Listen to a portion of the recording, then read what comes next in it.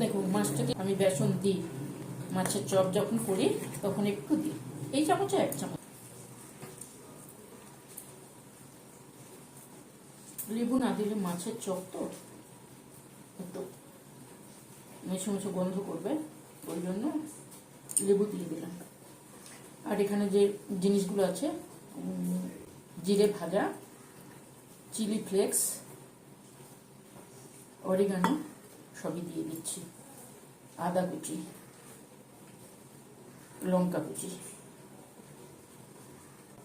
এইবারে দেব লেবু রস দিয়েছি, একটু ভিনিগার দিলাম,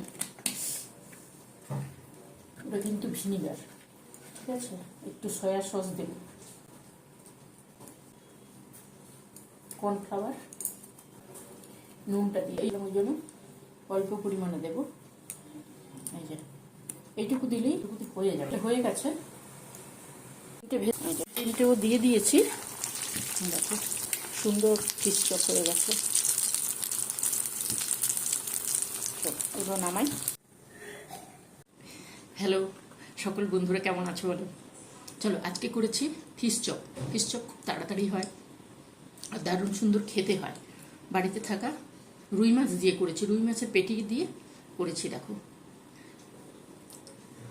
আর রেখেছি স্যালাডের সঙ্গে শসা, টমেটো, গাজর, কাসুন্দি, এই দিয়ে দারুণ সুন্দর তো হয়ই খেতে।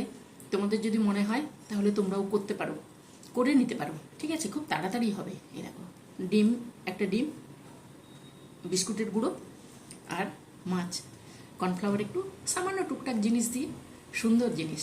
বৃষ্টি হচ্ছে, এই ফিশ ফ্রাই বেশ ভালো লাগবে।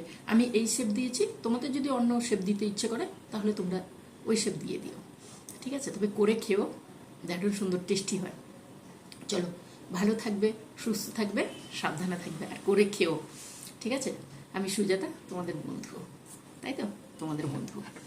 করে খেও কিন্তু সকলে, দারুণ সুন্দর হয় খেতে, খেও সকলে ফিশ চপ।